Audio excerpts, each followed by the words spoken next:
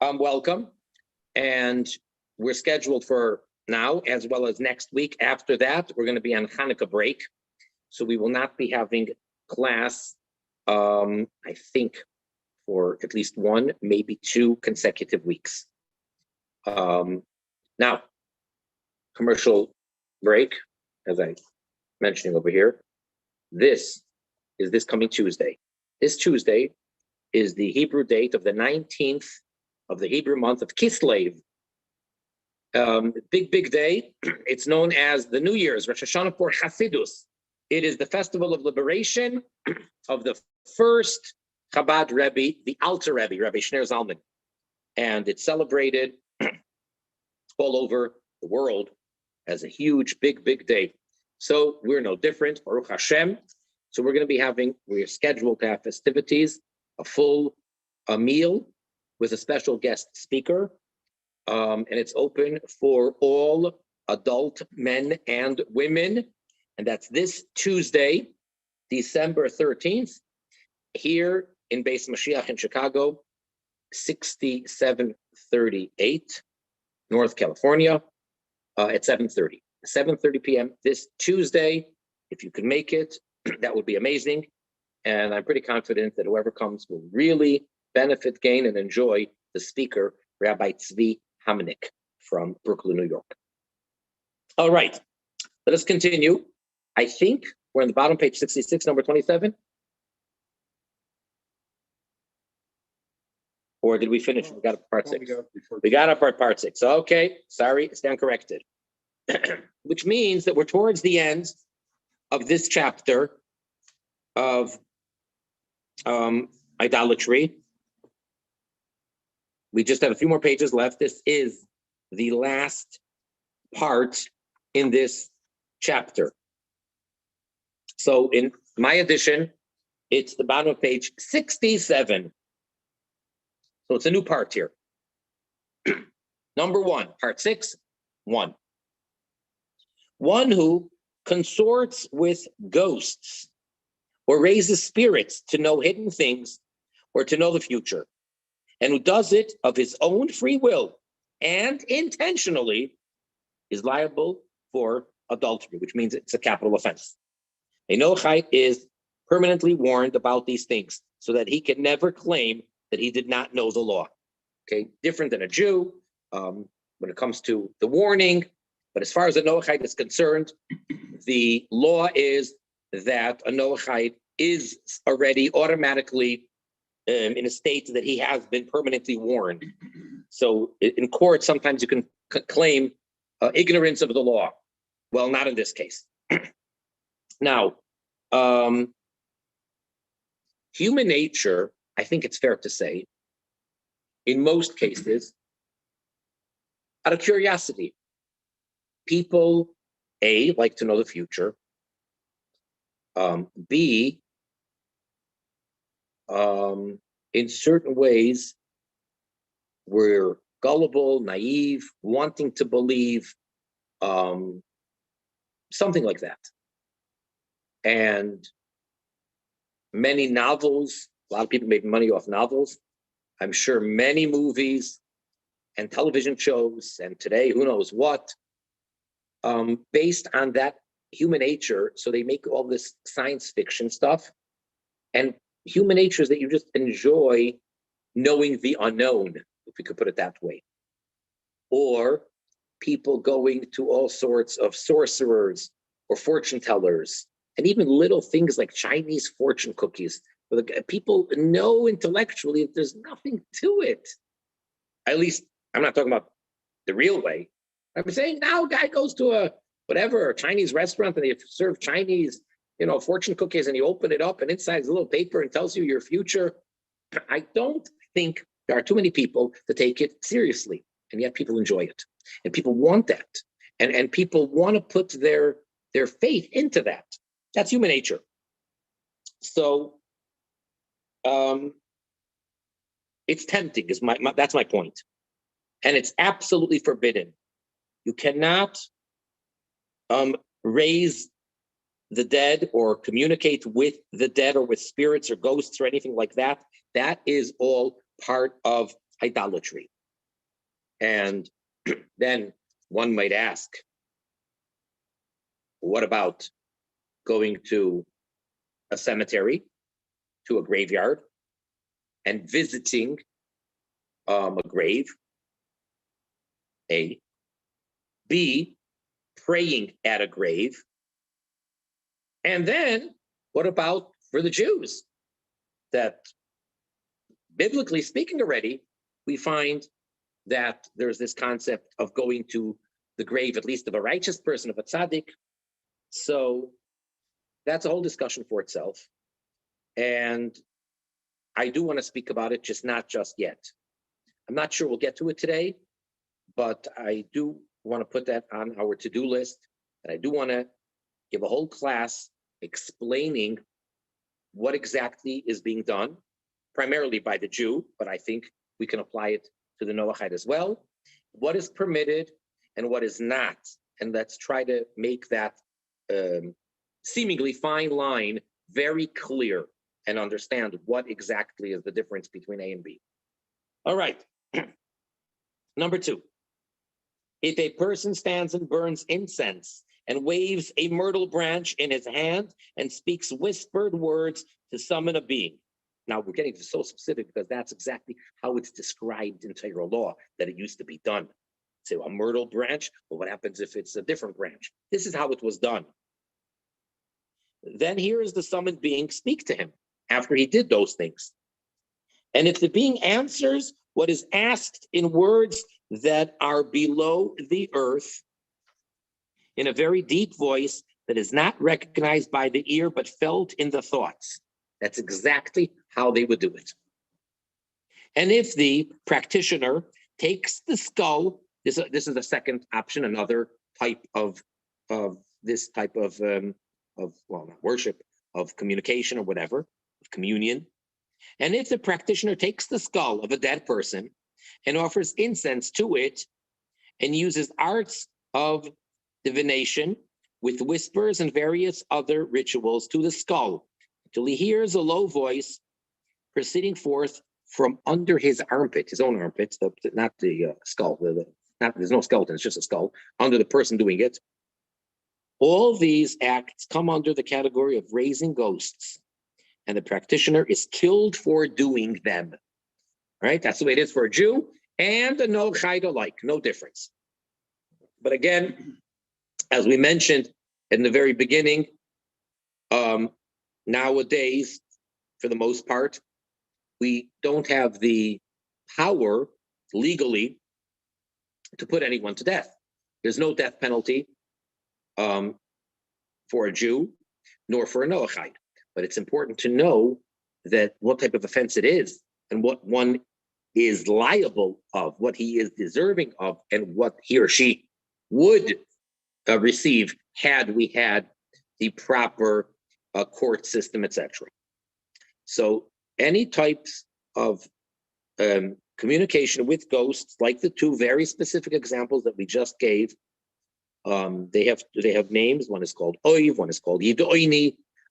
There's different types, and they're actually named in the Chumash, in the Bible, in the written law. Before we even get to the oral tradition that explains these things, they're actually written there, and it's actual several times in the Chumash, in the 5 books of Moses. These different things, Doire Shel HaMesim, which means to speak to the dead.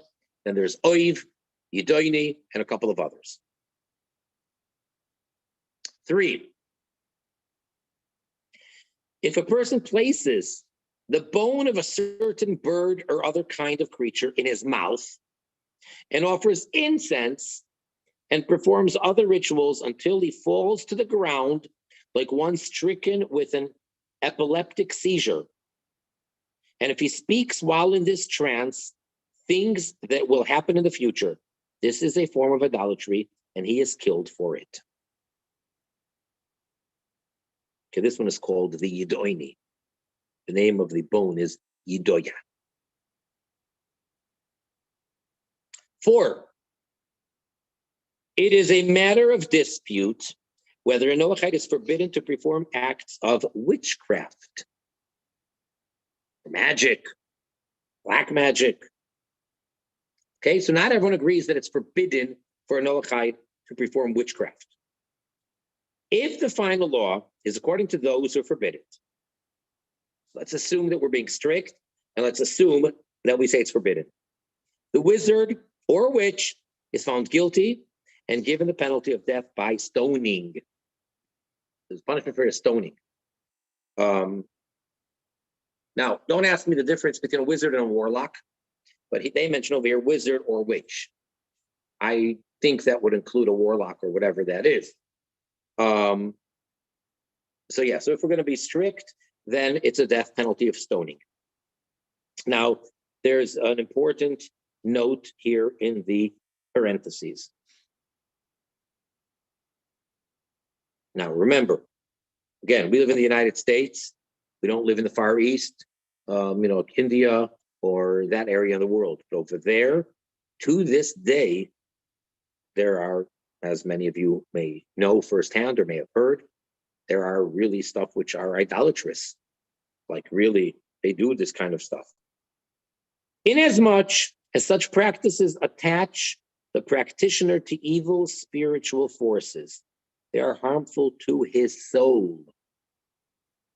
As for those who proclaim that there is no such thing today as real witchcraft, right? It's all fake, or they don't exist anymore. Or it's just like calling a magician to your little child's, your little 10-year-old's birthday party. Everybody knows that it's not magic. And they are the same ones who say there is no such thing today as real idolatry, because no one really believes and worships those idols. These people are ignorant and naive, say the authors of this book. Witchcraft, as well as idol worship, exist in the most complete meaning of the terms. Voodoo rites and satanic covens are flourishing today in England, the United States, Japan, and throughout the rest of the world, just as they did in ancient Egypt. They're talking over about it in the 1980s. And today, perhaps it's many times more than it was in the 80s. We can even bear witness to a popular force in contemporary music. Certain rock and roll groups that have declared themselves agent of disciples of Satan. Now, again, one could argue and say, oh, they don't mean it seriously and don't take them seriously. Who says? Teenagers and adults by the tens of millions have naively become enamored with these groups and their philosophies, which advocate sexual perversion and often physical cruelty. And that was back in the 80s. I think that has multiplied, and we see the results today. Now, again, to say that it's 100% a result of that, and that's the only cause, no. But it has a very strong impact and a very large part in the corruption in today's society is, as they're describing, these different music groups which are associated with idolatry. In effect, the fans of these rock groups are disciples of the satanic forces. Even though the dark side powers cannot do evil, neither it is in them to do good. A direct quote from Jeremiah 10:5. Nevertheless, one is well advised to avoid them, lest he give them power by acknowledging them. The protection against these negative rights and their results is to remember that evil as well as good come solely from God, the master of all forces. And he brings evil forth in order to bestow free will to man, and so he can earn either reward or punishment. So, as we mentioned, we do not view that there is this very mighty, powerful entity, being, spirit, whatever, called the Satan, which is the enemy of God, and God is good and the Satan is bad, and they're at wars against each other. That is not the way we view it. God is the one and only true existence. God created everything, including the Satan, including evil, including every individual person's evil inclination, everything. For what purpose? So they just briefly said it right over here. That's the point. So Satan was created by God for a purpose. Doesn't fight against God. For us, he makes a challenge and he blocks, or his agents are blocking the truth and the goodness of godliness. That's their function. That's what they're supposed to be doing, and we're supposed to overcome them and not give into it. Okay. But God forbid for a person to worship the Satan because he thinks, oh, he's so mighty, and I better pay my taxes, I better pay my dues, otherwise he's going to destroy me. No. That's not how it works. You do what God wants you to do. Those are your dues. Keep the laws, worship God, serve God, pray to God, have hope and trust and faith in Hashem and God alone. That's it. That's how you deal with Satan. Number 5. There is also a dispute concerning the permissibility of divination, the act of interpreting signs. Some authorities hold that it is forbidden and idolatrous, while others contend that it is permissible and even meritorious, approaching the level of prophecy, and that great and holy sages engaged in such practices. So you have two very extremely different opinions. Now, in the Chumash, we find it, probably for the first time that we find it biblically speaking, is in Genesis, when Eliezer, the servant, the slave of Abraham, and then of Isaac, was sent on a mission by Abraham to go find a wife for Abraham's son Isaac. And he wants to know, who's this righteous woman? How will I know that she's really the right one? So he makes a deal with God. And Eliezer says that the young lady that I will tell her, I will ask her to please give me water. I'm coming from a journey and I'm thirsty. Please give me water to drink. And she will tell me that not only am I going to give you water, but I'm also going to give your camels to drink as well. That is the woman that you have proven to me is worthy to join the household of Abraham and Isaac. And because their house is so hospitable and so caring and generous for others, that will be proof. That's my sign that she's the woman. And he acted upon that. And sure enough, comes and he sees this little Rebecca, and he says to her, can I please have some water? And she says, just as the script was written out, she says exactly what he told God, that if she says, she's the one. He immediately was sure and certain, and he even thanked God immediately for giving him success in his mission and finding a wife for Isaac. It was a done deal as far as he's concerned. And he went so far as he gave her all these gifts, the various different bracelets, rings, etc., gave her gifts, and then he asked her questions. Remember, it had to be a relative. That was part of the condition. Abraham told him, take a relative. So he had no idea who she is. Then he asks her to introduce herself, and who is she, and what family is she from, and is there room for us to stay over? So he said, can we stay? And the word that he used meant, can we lodge for one night? And the response she used, the word she used was plural, meaning more than one night, many nights. So again, he saw hospitality. And so much so that when he came to the house, he switched the order. When he said over the story, he didn't say that he immediately gave her all these gifts. He said he started questioning her. And when he found out who she is, etc., then he gave her the gift, because he didn't want them to suspect him and say, well, that's strange. Why are you giving her gifts before you even know who she is? He didn't want to be caught like that. Anyhow, that is used as proof that it is commendable and meritorious to make signs like that, like to tell God that if I see this, But then others argue and say, what are you talking about? That was the Eved, that was the servant. Why you learn it, that's the right thing to do. Just because he did it and God acted upon that and it worked, that doesn't mean you're allowed to do it. Eved, he was an Eved, he was a servant. He was not in the category of Abraham, Isaac, and Jacob, etc. Now, and again, that also, there's a whole lot to discuss over there. What is allowed, what is not allowed. If a person says, in other words, like the superstitious things, well, what's the, some of them reached here, and again, people don't really, I don't think they take it very seriously. But if a black cat crosses your path, that's a bad sign.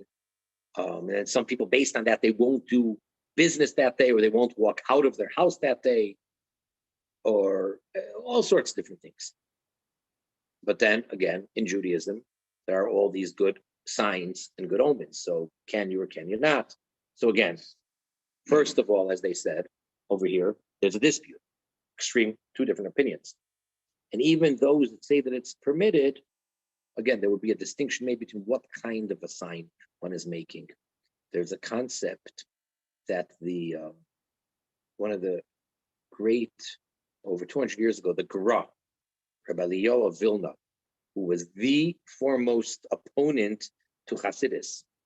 So he made a certain system called the drawing lots of the Gra of his, and it involved taking a book as the Chumash, the Bible, and randomly opening it and then doing a certain number of pages in a certain direction, a certain number of verses, a certain number of times to come out with the message. Or if a person has a question as to whether they should go or shouldn't go, so it's known that there were many great Jews that would open up a book, whether a holy book that was in front of them, whether it was a Chumash or a different holy book, and they would find the answer on that page based on the verse or what have you. Then, of course, the way that countless people communicate and receive answers from the Rebbe Melech HaMashiach is through the volumes of his letters, Igris Kodesh, that you take a random volume and you randomly open it up, and the page you open up to, right there is the message, right there is your answer. So should I move or should I not move? Should I take the job or should I not take the job? Should I marry this woman or not? Should I go through this business deal or not? Should I have the surgery or not? What should I do? Where should I? What profession? What? All these questions a person has based on where you opened up the book, what it says over there. Sometimes the answer is so strikingly clear. Again, it seems to be a sign. So again, there's a difference. There's a difference. Even those that say that you're not allowed to would agree that in such conditions, it's different. Be that as it may, just regular superstitious signs or something, sometimes you can't help but think, wow, that was really a sign from Hashem.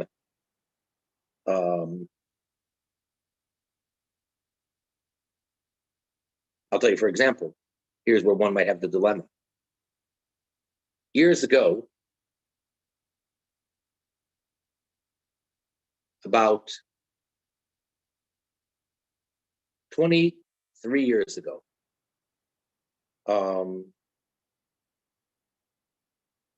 there was a student of mine was getting married in Milan, Italy. And he wanted me to come. I wasn't sure if I should go or not go, pick myself up for 24 hours to fly to Milan, Italy to the wedding. As I was thinking this, was on my mind, I'm walking down the street and I look up, what catches my eye? This huge sign. The sign's always been there, I just never paid attention to it, whatever. And it said Milan. I said, what? I looked around and said, am I dreaming? I said, what's going on? As I'm thinking about that, I did not do what Eliezer did, even though it's my name, Eliezer. I did not ask God for a sign, yes or no. I just suddenly, I think I was pretty deep contemplation. I was walking down the street thinking, should I go to Milan or not? And then suddenly I see Milan. So One could make the argument and go both ways. One can say, you got a clear sign from God. Be happy. Go to Milan. The other one can say, it's a test. Are you going to pay attention to the sign, or are you going to do what the Torah says and not follow signs? That's, I guess, how the two extremes would be. Oh, what do you think? You don't think that could be an approach? That if you're not allowed to follow signs, that means that there are signs, or there are apparently, it seems to be signs. And the test would be, don't follow them. Just like before, we were saying all these things, people are curious. And if somebody tells you your future, so are you going to act upon it or not? It's very, so there's this crystal ball. So no, walk away from it. Anyway, I got a question. Yes. Okay. Say, this is a dilemma for me, because about 13 years ago, I was walking one day and I asked God to give me a sign, so to say. And I specifically asked for something, and I wanted to see this, and I kept concentrating on it all day. And this is kind of what you were saying a minute ago about someone concentrating on the sign and trying to get something out of it. But I asked for a stack of $50 bills, and I said, I want to know that you'll do this for me. And I literally, by the end of the day, found a stack of $50 bills. That right there to me was like, it scared me a little bit, because I realized that, number one, I'm just testing God, and that's not probably the best thing in the world to do. Right. The other thing is that it kind of made me know that he's listening in a way. So I have that dichotomy going on there. So is that what you just described? Well, that's asking for a sign or interpreting a sign. What we're saying here may not be that you're asking for it. It's just interpreting a sign. You did pretty much what Eliezer was doing, where he told God, show me this, and then I'll know that. So you had whatever you were asking for, and you made up a very, very specific, unlikely sign. It's not like you said, when I get to the intersection, have the light turn red. Well, there's a good chance it's going to happen. But to find a stack of $50 bills, that's not too common. And the fact that it did happen, so you sort of made a deal that you wanted him to show you a sign, which he did. Yeah, that was kind of weird. But I don't see that as like, conjuring or anything like that. There are two opinions. That's what they just said. Some say it's a good thing. Some say you're not allowed to do it. That's it. Okay. Number 6. How does one engage in divination? For example, one might say, okay, this is all like, I guess, superstitious stuff. Since my bread fell from my mouth, or my staff fell from my hand, I will not go to a certain place today, because if I go today, my needs will not be done, because that's a bad sign. Why did I drop my bread, my stick? Or, since a fox passed on my right side, I will not go out of my house today, for if I do, a sneaky individual will meet me and trick me, because a fox is so sneaky and sly. So the fact that the fox walked by me, and or like more, nowadays, like I mentioned about the black cat walking in front of your road, all of those things, you're not allowed to act upon them. You're not allowed to believe in any of that. And if you dropped your bread, all it means is that you dropped your bread. Everything is, of course, divine providence, but don't use that as a sign that therefore, whatever. You dropped your stick, all that means is that you dropped your stick, and be more careful next time, or whatever. Okay, so that's the example of how a person is not allowed to say, this is my unlucky day, and therefore I will not engage in business or etc.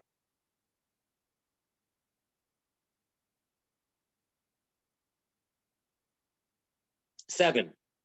Similarly, those who hear a bird calling and say, it will be thus and it will not be thus, or it will be good and do thus, and it will not be good and do thus, are engaging in divination. So you can't do that either. Okay, don't interpret the sounds or the chirping or talking now as many, many things. It all comes back to the Torah, to our tradition. And I think that the fictitious Dr. Doolittle, is he called, actually goes back to King Solomon. King Solomon, we are told, knew the language of the animals. And he was able to understand their conversations. And even further, it even says he was able to understand the conversation of the trees, meaning when the wind blows in a certain way and the ruffling of the branches or the leaves, and makes this type of a noise, that's all divinely orchestrated. Nothing is coincidental. He was able to understand the message that nature was saying, the God message that nature was saying. And sometimes it's not too good. And there's a story in a midrash in the that someone really wanted to hear and understand what the animals were saying, and the person told him, "You don't want to," and he said, "I do." And they gave him that gift that he should be able to understand. And then he heard, I don't know if it was two birds or two animals speaking, and it was about him, and it was something very terrible. So because of that, he acted differently so that it shouldn't happen, trying to outsmart the what do you call it? When something is fate, trying to outsmart the fate. And that messed him up completely and everything. And then the lesson from that was, what you're not supposed to know, you're not supposed to know. And there's a reason why most people don't understand the language of the animals. So we're not allowed to interpret. If you understand it because you're King Solomon, that's different. And then you know what to do with that understanding and that tremendous, tremendous knowledge. But otherwise, we're not allowed to act based upon the dog barked this way or the dog barked that way, or the rooster crowed in a very unusual way, which means, and they have this whole interpretation to it. Nope. Everything is exact, true. Everything is precise, true. Everything is divine providence, true. But what do we do with that? What do we do about it? We're not permitted to do all these things that are saying over here. Let's go a little further. 8. Also, if a person proposes conditions saying, if such and such happens to me, like Eliezer did, I will do such and such. But if it does not happen to me, I will not do it. He is performing an act of divination. So you got to be very careful. Okay? Basically, be very careful when you're making deals with God, so to say.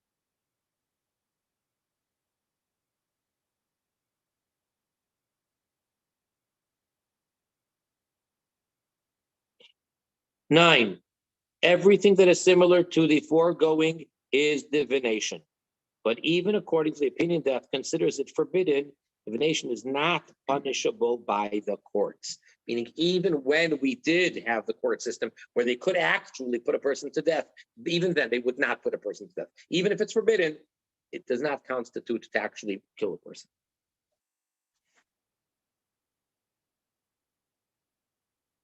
Okay, the truth is we just have to go through number 12. Okay, 10, 11, and 12. So bear with me. Number 10. Certain interpretations of signs are considered permissible by all, however. It is not wrong to say, this house that I built has been a good luck sign from the moment I built it. So that seems like you're, giving credence that this is good luck. That's fine. Or, my wife has been a blessing, for from the moment I married her, I started becoming wealthy. So again, he's attributing good luck to his wife. Not that she's the business partner, not that she's the brains of it, just the fact that he married her is good luck and he became wealthy. That's fine. Or, yes. Sorry to interrupt you, but would that be considered like Mazel Tov? Oh, very good. So by the Jewish people, we say, on the one hand, Ein Mazel Yisrael. Jews are not bound by Mazel. And yet we wish amongst Jews, Mazel Tov, which means good Mazel. Commonly, loosely translated as luck. First of all, I don't even know what the word luck really means in English. But that would be along the lines of wishing someone Mazel Tov. Either, usually the way we say it, see, the difference is in English, when literally translated, Mazel Tov is good luck. Now in English, the usage is only in the future, but in Hebrew, it's only for the past. Like if someone tells you that tomorrow I have this really big business endeavor, and I really hope that I'm successful. I got a really big test coming up in school tomorrow, and I really hope I'm going to do well. So in English, you say good luck. Whereas the way that we use Mazel Tov in Hebrew would be congratulations in English. You don't tell a person Mazel Tov for what they're going to try to do tomorrow. You tell them Mazel Tov when they come and they tell you, I passed my test. So that's where that fits in. Or if a person says, this animal that I acquired has brought me luck, for from the moment I got it, I started becoming wealthy. All of that is permitted, even though it seems like it's a sign, but because it's all about the past, that's okay. So you're allowed to identify. You may be wrong. That may not be the house or the wife or the animal, but you are allowed to accredit your success with what you've done.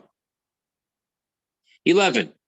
And similarly, if someone asks a child, what verse did you learn? Which was a common practice, apparently, back in the times of the Talmud. We have many such stories.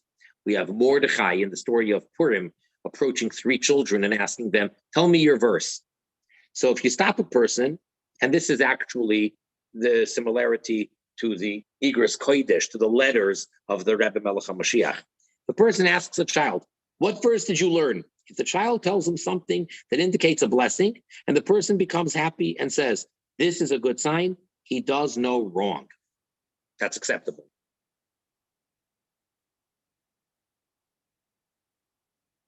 Finally, number 12. The difference of opinion occurs only when a person determines future actions by the interpretations of the signs. A person who merely acknowledges a sign for something that already occurred is not practicing divination. There is another opinion that permits the interpreting of a sign to determine future action if the specific sign has proven successful 3 times in the past, which again would fall into we learn it out actually from, there's a concept of a kameya. Again, and I feel bad translating it as a good luck charm because we don't believe in good luck charms, we believe in kameyas. A kameya is basically that a very righteous person, usually a Kabbalist, someone who knows and has a tradition of the mystical parts of the Torah, and he writes out certain things which at times may be cryptic, may be hidden codes of names of Hashem, different things. He writes it down and he gives it to the person. And the person carrying that will have success and will have good luck. So the halacha is, for example, on Shabbos, let's say. On Shabbos, a Jew is, of course, not permitted to carry in a public domain. That's the rule. I'm not going to get into all the laws, of course. Now, what's called carrying? Wearing is not carrying. Okay, so your clothes, good to go. Well, what about jewelry? Jewelry is not carrying. Okay. What about wearing something that serves a purpose? That's not carrying. Well, what about wearing something that is not jewelry, but that's just how you want to transport it? So can you do that? Like, can I take my key and wear it on my head. No, you can't. Well, what about a necklace? That's jewelry. But what about if it's not jewelry? It's a string that has a kameya, this special omen or whatever, this holy item attached to it. So then the halacha is, the Jewish law is, that if the person who wrote it we know that he has successfully written such things at least 3 times, then it's good. If not, until he's been established that he is one who's written 3 of those, you can't wear it on, the Jew wouldn't be able to wear it on Shabbos. So the first person to get it from this righteous person would not be permitted to wear it on Shabbos. The second person likewise wouldn't be allowed to, nor would the third. After these 3 people wear it Sunday through Friday, and it proves to be successful, we know that they are having whatever it is, a miraculous recovery, whatever the case may be, 3 of those, then they and others as well can wear it on Shabbos. So same thing over here, the signs. All right, questions?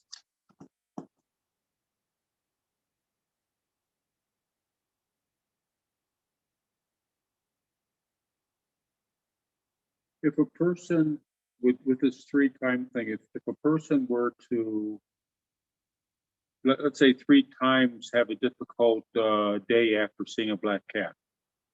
No, not allowed to. Even 100 consecutive times, that wouldn't be acceptable. Okay, so how would that be different?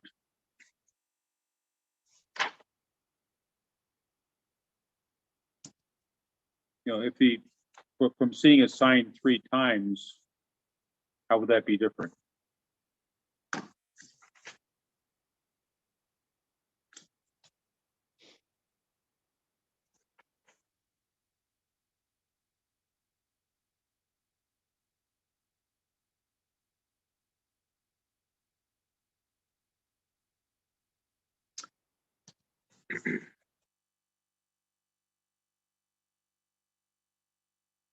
Why is a fox or a black cat a sign? No idea.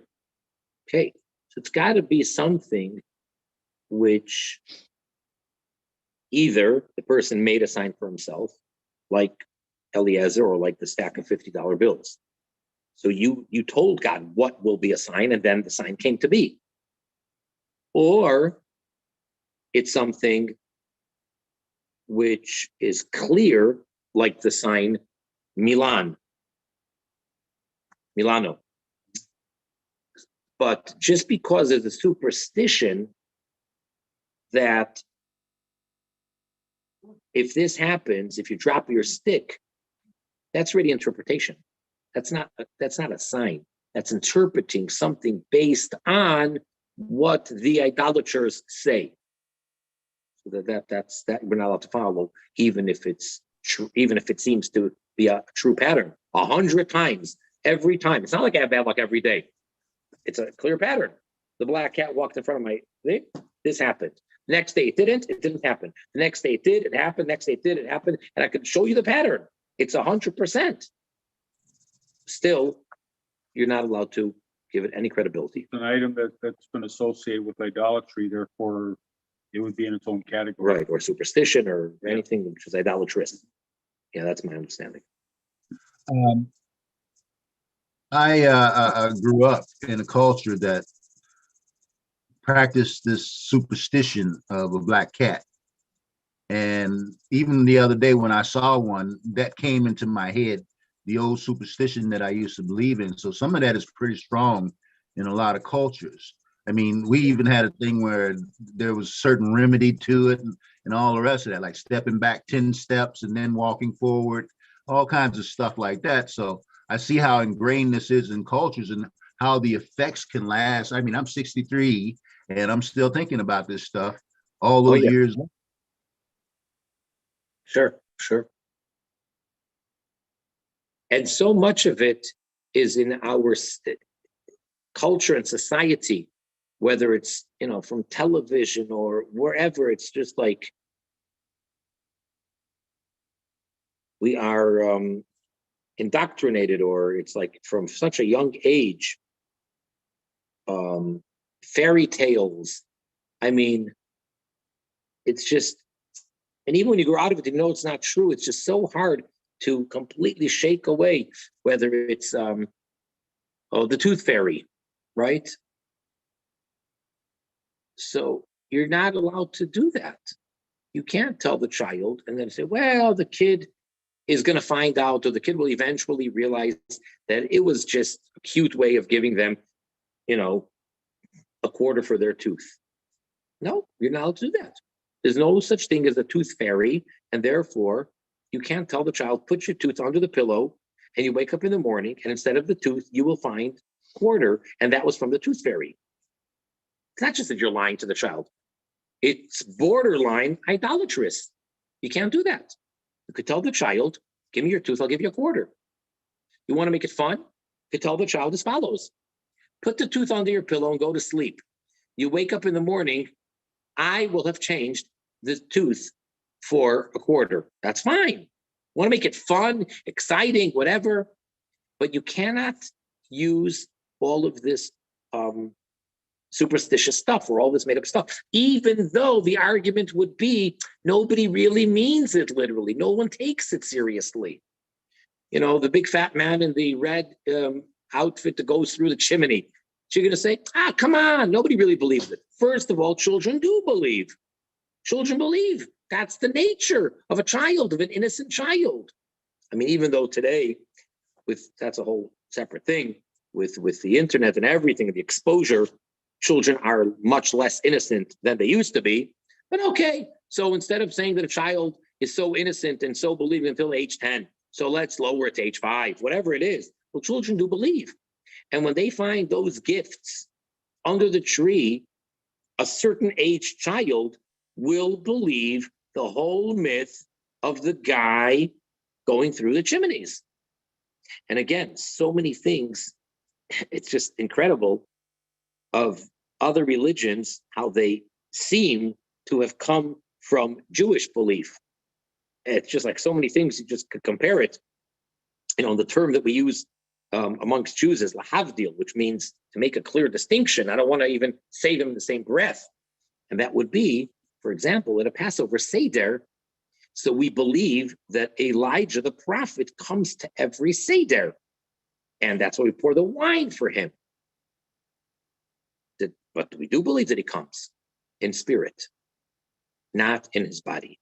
And he does not drink the wine, which one of my, I don't know if it's called a pet peeve or whatever, but one of my things that I, as an educator, try to push and promote and undo the harm or the damage or the misconception that so many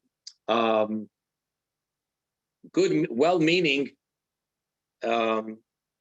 preschool teachers teach, is they tell the child that Elijah drinks from the wine. Or many houses, they'll try to shake the table a little bit so the child shouldn't notice, and then they see, the wine went down. I think that's terrible. It's not true. And therefore, we don't tell children things that are not true. We tell them things that are unbelievable if they're true. If we believe them, even though they're against nature and they're unbelievable, but we Jews believe. So therefore, I have no problem telling them that. And they will believe it, but it's got to be something which is true. Nowhere does it say that Elijah actually drinks the wine. He's not coming in a physical body. So yes, so why do we pour wine? Oh, so very simple explanation I give is because we're physical people, so we relate to things that we can visualize with our naked eye, not just with a mind's eye or imagination. Therefore, to make it real, we open the door. He doesn't need the door open. What happens if he's on the 10th floor? How do you get into the building? He doesn't have the code. He wasn't buzzed in because it's against the Jewish law to buzz him in. Come on. He doesn't have to get into the building. You get into the building. He's coming as a spirit, not as a body. So then why do I have to open up my apartment door for him? It's for my feeling, to feel the reality, because I have limitations. And for me, it's hard to truly imagine that someone is coming in if the door is closed. When I open the door, I'm able to visualize that. It makes it easier. Same thing, we pour the wine in his honor. Anyhow, Yes, I think it's very important that we do not connect to any of these nonsense of tooth fairies or this fairy or that one or the other, or this angel or that angel. And it's also wrong to tell a child or to try to scare a child into doing the right thing and say, the boogeyman is going to come take you. Or the boogie monster, sorry, whatever they say. No, even though it's became a cultural thing, it's an American thing, it's just a joke. No, anything that has to do with ghosts or spirits, and they even took it, but is Casper the Friendly Ghost? So they wanted to make a good ghost, and there's the evil. Yes, it's a cartoon, but it's based off of the concepts of ghosts and spirits. Not good, not good. It's actually brought down in the Shulchan Aruch, in the Code of Jewish Law, that there are all sorts of names of spirits, and therefore you need to be careful when you try to scare the child. Don't say things because you don't know, and when you say that the dog is going to come get you, you may not know that there is actually an evil spirit that is called by that name, let's say dog, and the power of speech is very powerful. So when you say that, you actually may be causing such a thing, God forbid, to happen. So we have to be careful how we speak. And even if we don't literally mean what we're saying, that's not an excuse for speaking that way. It's as far as this is concerned and beyond. Like, for example, a common expression, people say, oh, I'm going to K-I-L-L-U or K-I-L-L-him. And they say the word. How do you say something? Stop it. Oh, I don't mean it literally. No, that's not the way to talk, because words have power. So don't say you're going to kill someone or like that. Even though these are everyday expressions that so many people just so naturally use, and they don't mean it. They say it about the people that they love so much and so dearly. It's just an expression of saying that, oh, please don't, or I'm not going to be happy if you do that. So instead of saying it like that, we make it into a sensational, dramatized form of saying it. But that's okay. Couple things. Yes. In the text. Okay. Someone was asking, is the final Egyptian plague the result of their witchcraft? That's a question? Yeah, that was a question. Was there something about the Egyptian witchcraft that was okay? So, according to some of the traditional interpretations in the Torah, the plagues, the 10 plagues, were to destroy. This is God through Moses and Aaron, destroying their idolatrous beliefs and gods. And it goes through each one of them. Like the first plague of taking the water and turning it into blood is because they worshipped the Nile. They worshipped water. And then one by one, each one of them represents how their gods are being destroyed. And a person asks for a sign for a relationship that was coming back into his life. To his surprise, a rainbow landed in his yard, and he got it on video. Would something like that be acceptable? Did he ask for that sign, or he just asked for a sign? He asked for, well, it says here he asked for a sign. And then an unexpected rainbow appeared. That's the way it's described, yeah. That would be, I think, what they're saying. There's two opinions. Some say that's fine, and if they act upon that, and others say no. Yeah, that does happen.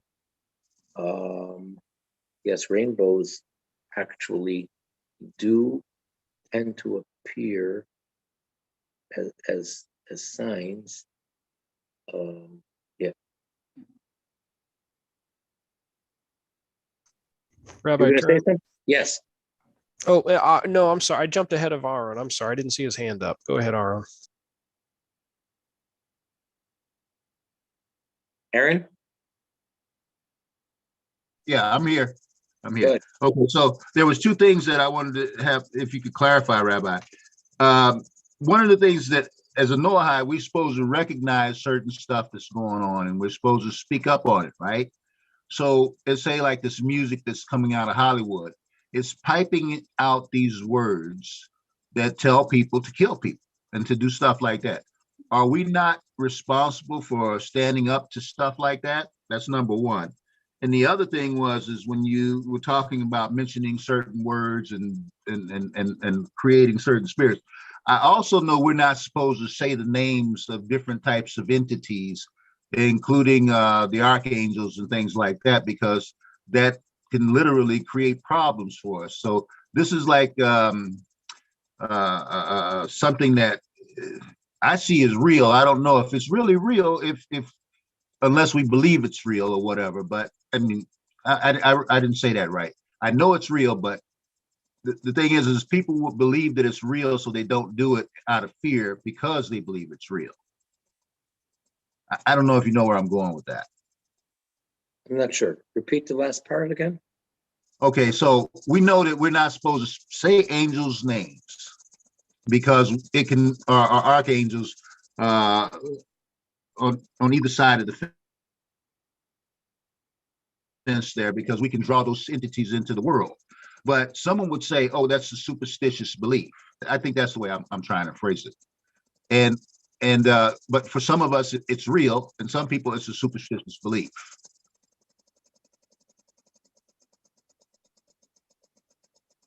Well,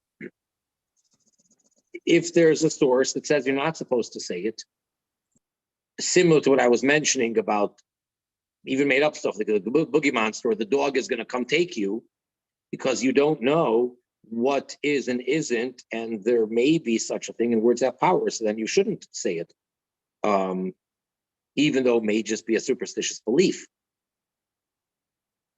Meaning you shouldn't act upon things that are superstitious, but to avoid saying something, I think that's probably the right thing to do, unless you know that it's just a superstitious thing. Not to say, like, for example, when two people, kids love to play this, or at least they, in my days, when two people say the same word at the exact same time, what do they say? Jinx. What does that come from? I'm sure that's idolatrous, some kind of a superstitious thing. You jinxed him, and then they made a whole game out of it.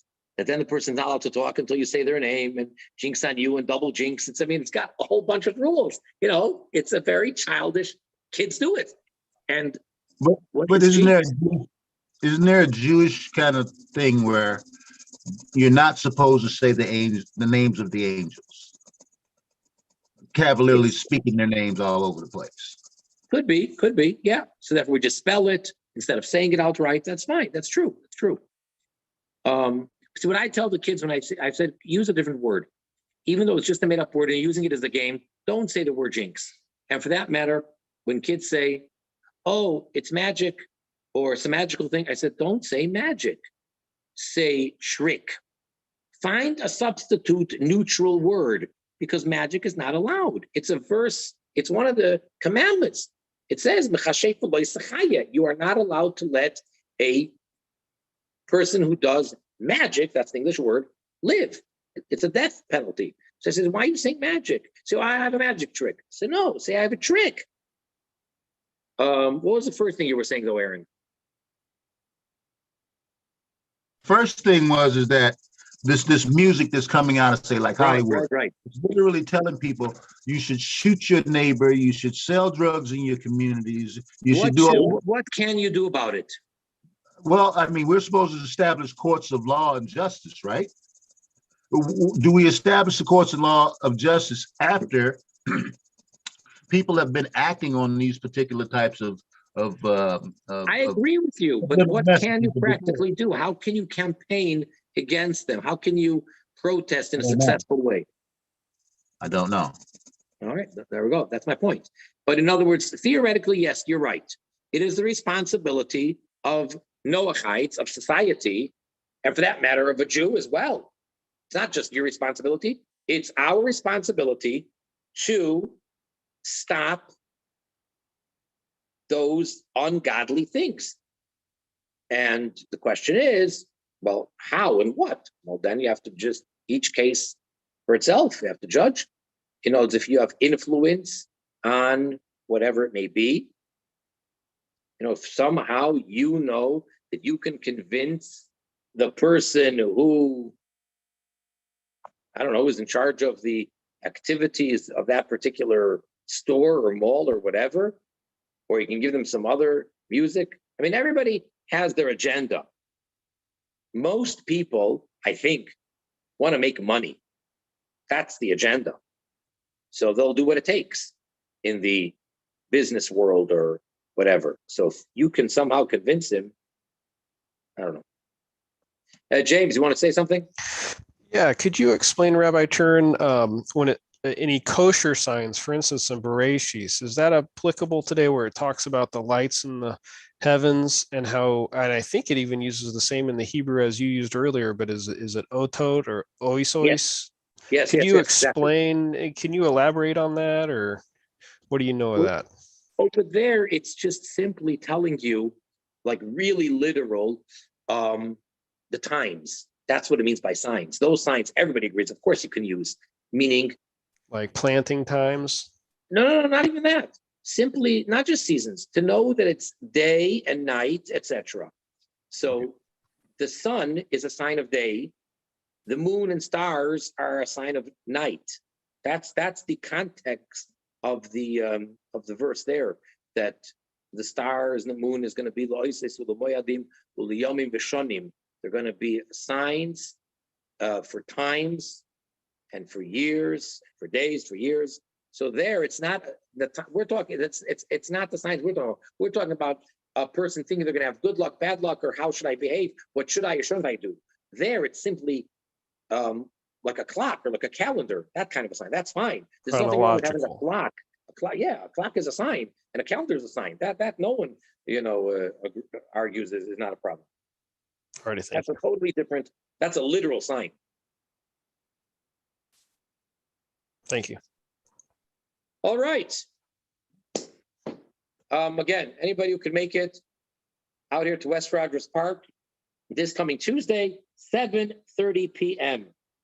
Looking forward. And for the video, that's 2022, December 13th, 2020. Yes, Tuesday, December 13th, 2022 in the secular year at 7:30 p.m. That is correct. So if you're going to be watching this replay a few years from now, whatever. Okay, very, very good. All the best, everyone, and much success. Mashiach now. Okay, thank you. See you, everyone.